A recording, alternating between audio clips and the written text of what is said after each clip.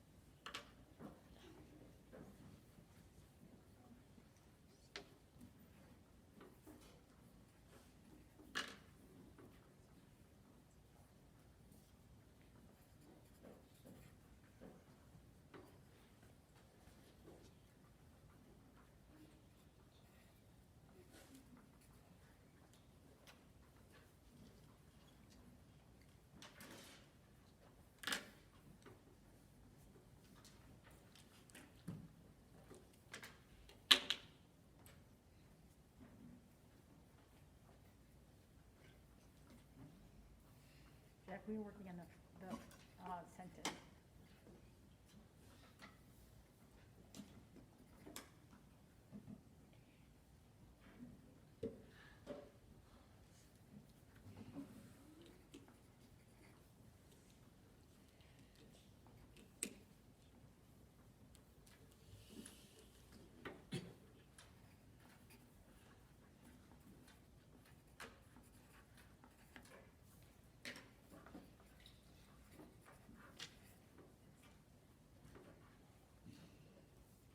All right.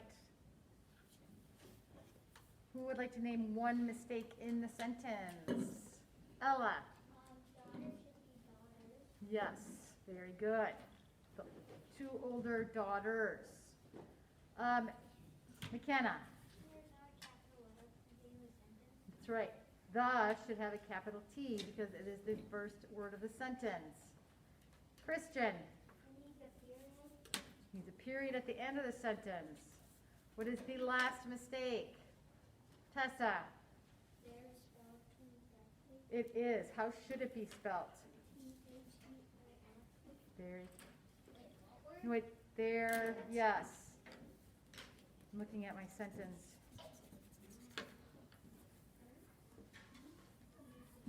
So, there is wrong. Not, you're correct. There is not. The 2 older daughters were cruel and hard-hearted, and they made there. So Tessa said there is incorrect. It's spelt wrong. And she said it's spelled T-H-E-I-R, and that is correct. Does everybody have that? Yeah. It was the incorrect spelling of there. What type of sentence is the mentor sentence? We discussed this already. Let's see if you remember. Cole. Yes. How do you know it is a compound sentence? What is it joined by? One of the fanboys. M. And? Which is a? Conjunction. Yes. And what does and join? To what? James? Two simple sentences or clauses, yes. And both sentences can stand on their own. Now, if it were a complex sentence, one sentence would not stand on its own. All right, highlight the adjectives in the following sentences. What does an adjective describe?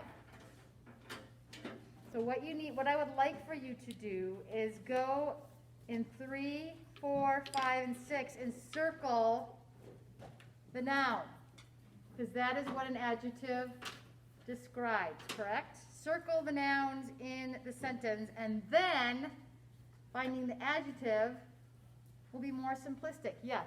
It says highlight. Do we just like underline it? Yes. No, we don't need to take out highlighters. Underline it is fine.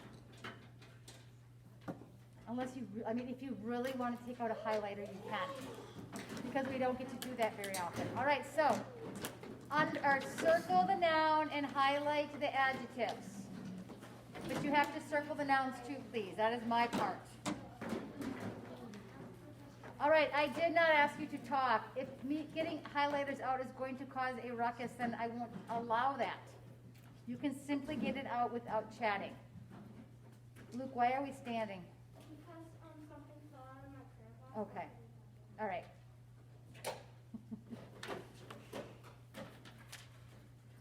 Yes, Jonathan. I got question number 2. Number 2. Oh, okay.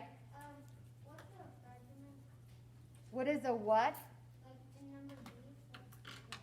Oh, a fragment sentence is a sentence that is not complete.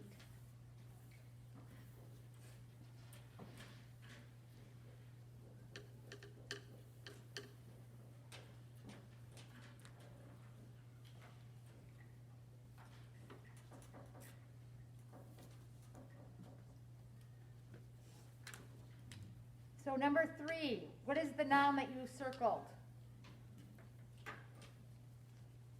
Olivia. Rich. The noun.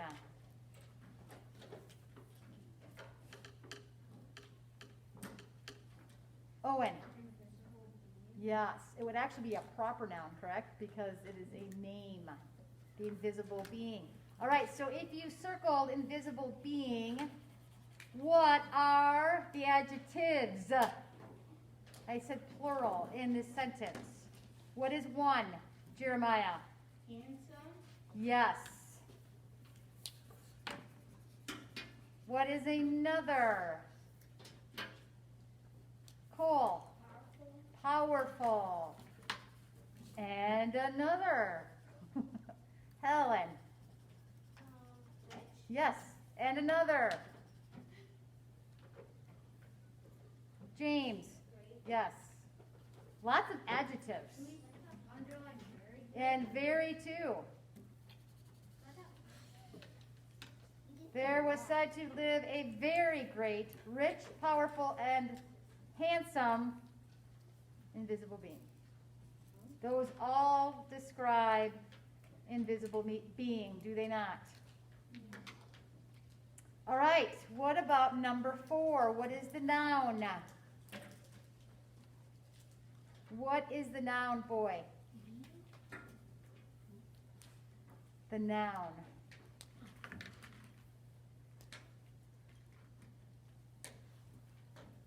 Beaded describes what? Yeah, but what does beaded describe? What word? Look at your sentence. What word does that?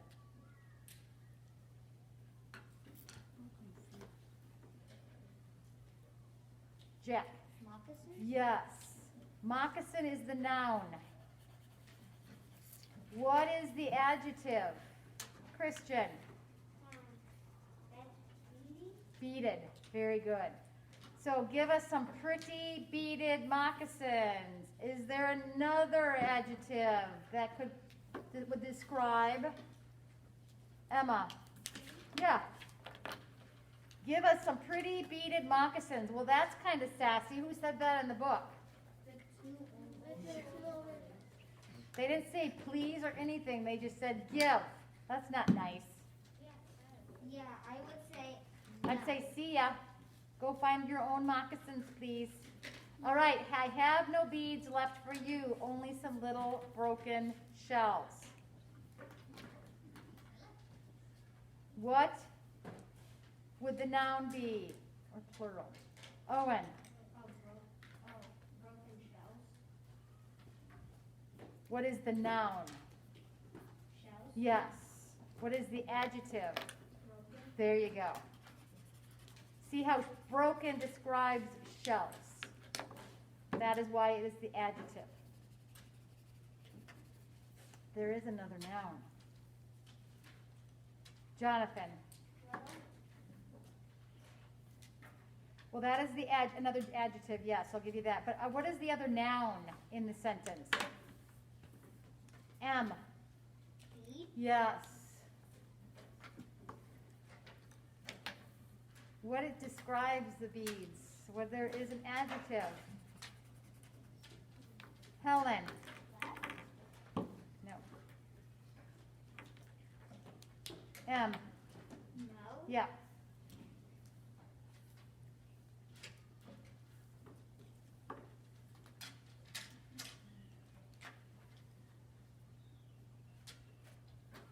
All right, moving on to 6.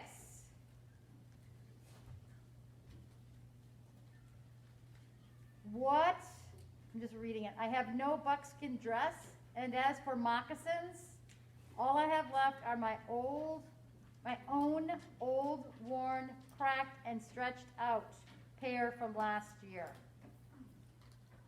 I have no buckskin dress, and as for moccasins, all I have left are my own old, worn, cracked, and stretched out pair from last year. What is one noun? What is one noun in this sentence? Emmy? Dress. Yes.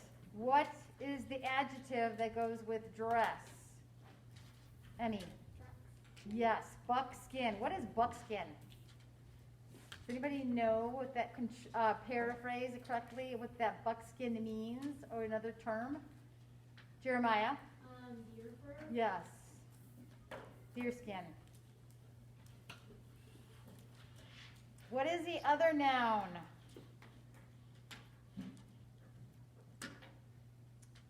Winsheen. Yes.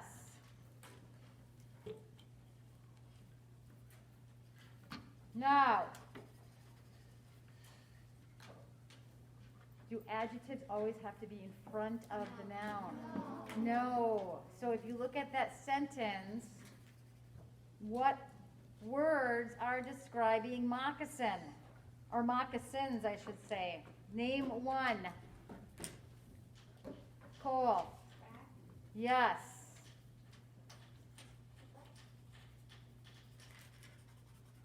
What's another? Olivia. Stretched out. Owen. Worn. Helen. Wait. Old. Old.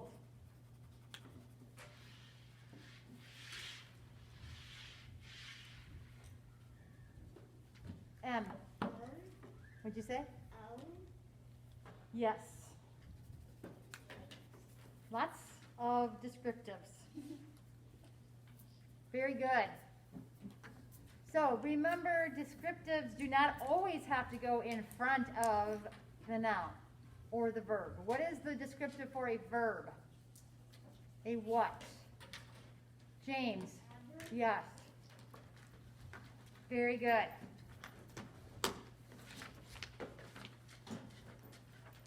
All right.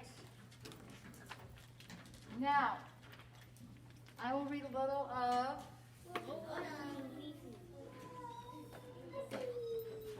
something sad has happened. What has happened in our book?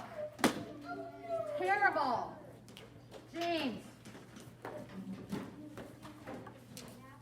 Ulysses has been kidnapped. We're not 100% sure, but that is what who thinks. Who thinks that Ulysses has been kidnapped?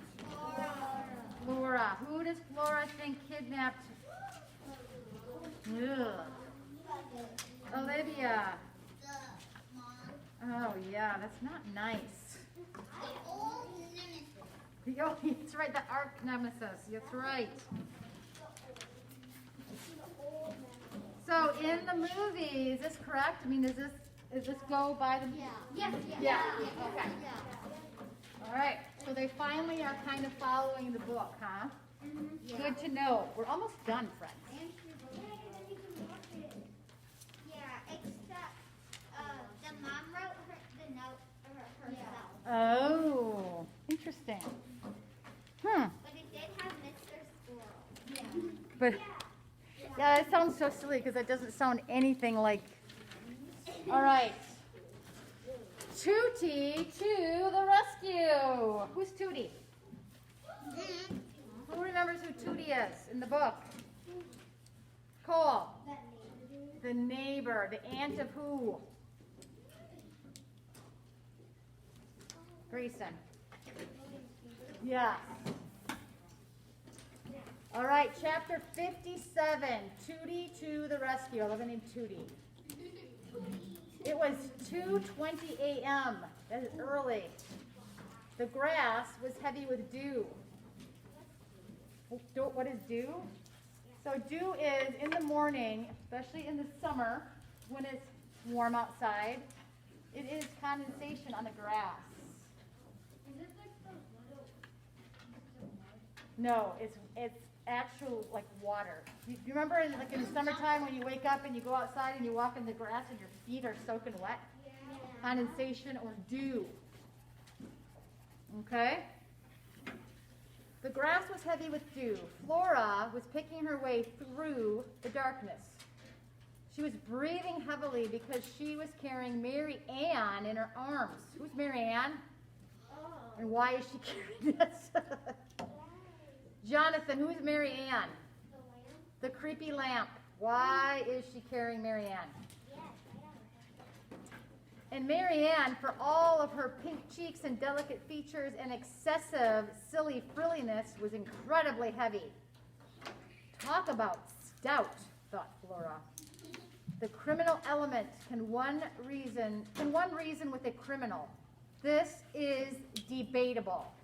What does debatable mean? This is debatable. M.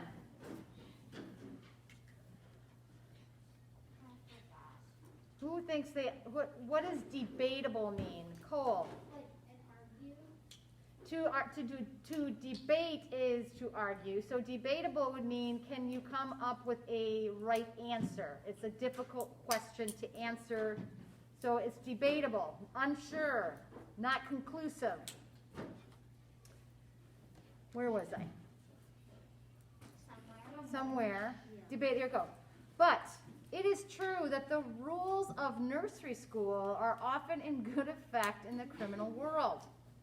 What do we mean by this? We mean that if the criminal has something you want, then you must have something he wants, or she. Only then is it possible for some kind of discussion to begin. Interesting. There was nothing and no one that Flora's mother loved more than the lamp. Together, Flora and William Spiever would find her mother. They would offer to exchange the little shepherdess for the squirrel, and then all would be well, or something. That was Flora's plan. But first, she had to find William, and she didn't think that it would be a good idea to ring Tootie's doorbell at 2:20 a.m.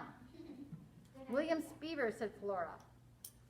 Here she was, standing in the dark, holding an unlit lamp and hoping that temporarily blind boy would hear her call his name and come help her rescue her squirrel. A squirrel who, for a superhero, sure did seem to need a lot of rescuing. Things were pretty grim. What does grim mean? Things looked pretty grim. Grayson. Like down sad. Yeah, not good. Things were not looking good. William Spiever, she said again. William Spiever. And then without really intending to, she started saying William Spiever's name over and over, louder and louder. William Spiever, William Spiever, William Spiever, William Spiever, William Spiever, William Spiever, William Spiever. There was no way he would be able to hear her, of course. She knew that. But she couldn't make herself stop. She just stupidly, idiotically, hopefully kept saying his name. Flora Bell? William Spiever, William Spiever, William Spiever. Flora Bell?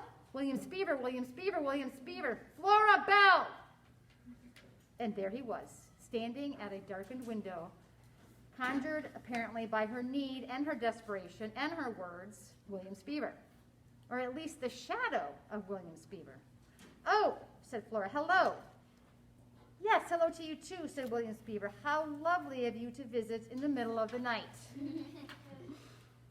There's been an emergency, said Flora. Right, said William. Just let me put on my bathrobe.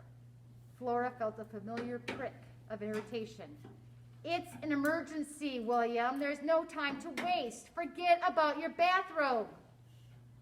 I'll just put on my bathrobe, said William Spiever, as if she hadn't said anything at all, and I'll be right there.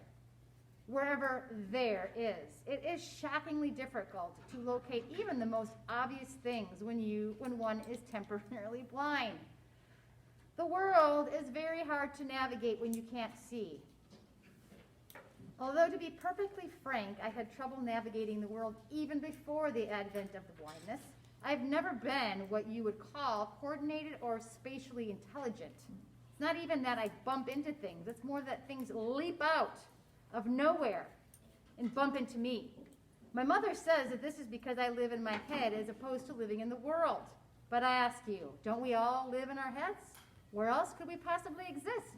Our brains are the universe. Don't you think that's true, Flora Bell? I said it's an emergency. Well then, I'll just put on my bathrobe and we'll sort it all out.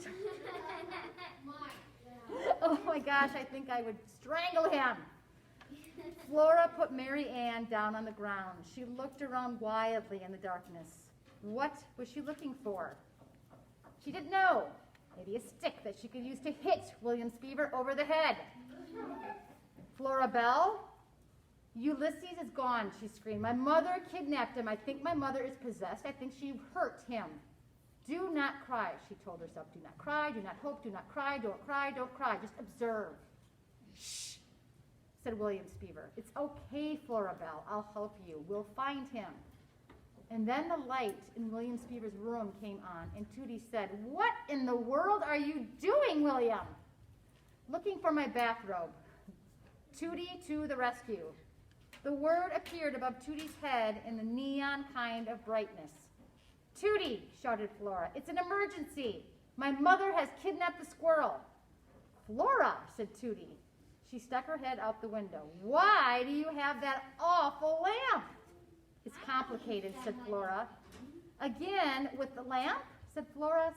William Spiever, what in the world is the meaning of the lamp? My mother loves the lamp, said Flora. I'm holding it hostage.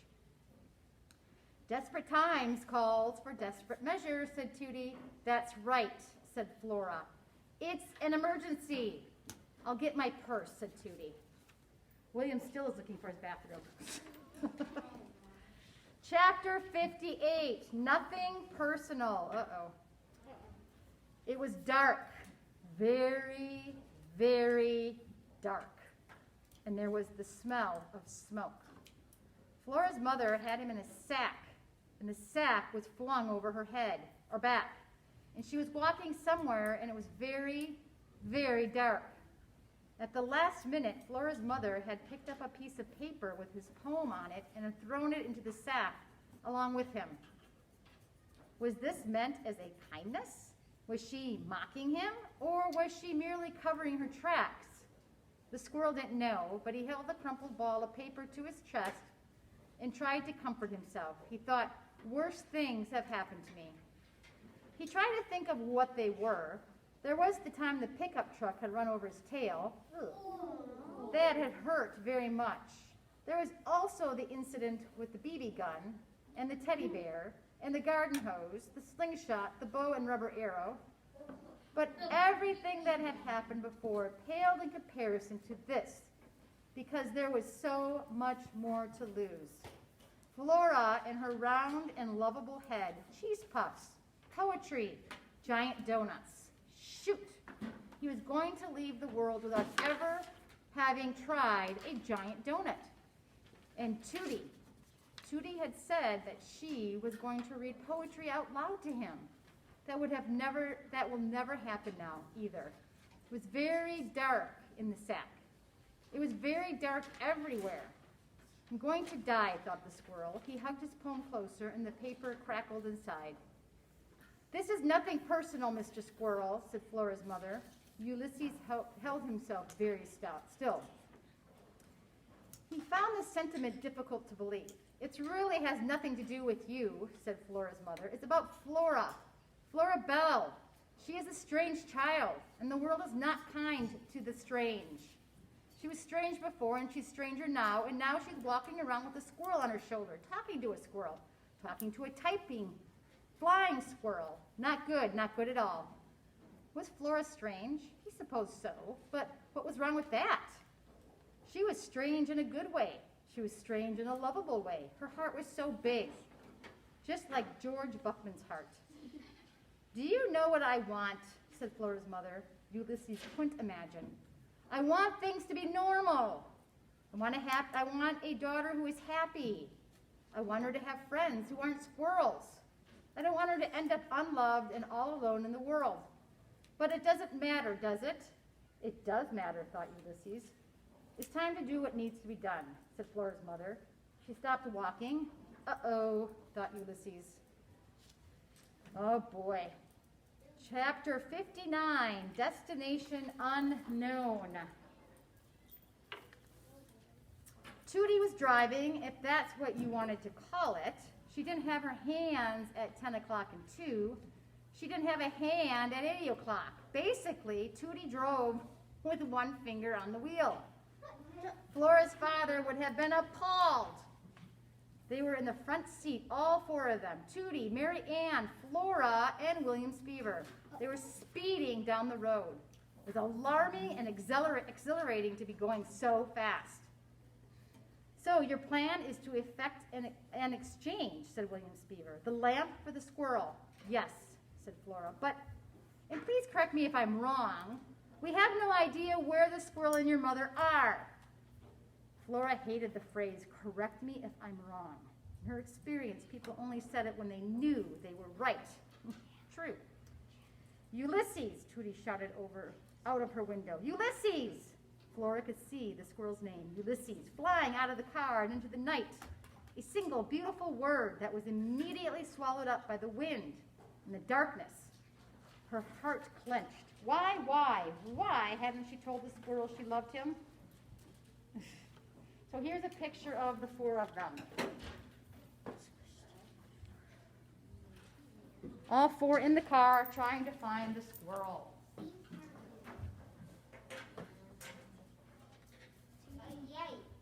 And there's Mary Ann. Pretty lamb. Wow. Mary Ann and Rudy. Was it a shepherdess? No. It was smaller. Yeah. It was smaller.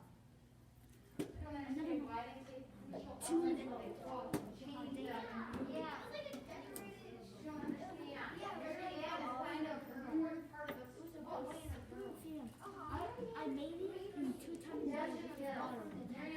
Yeah, watch this.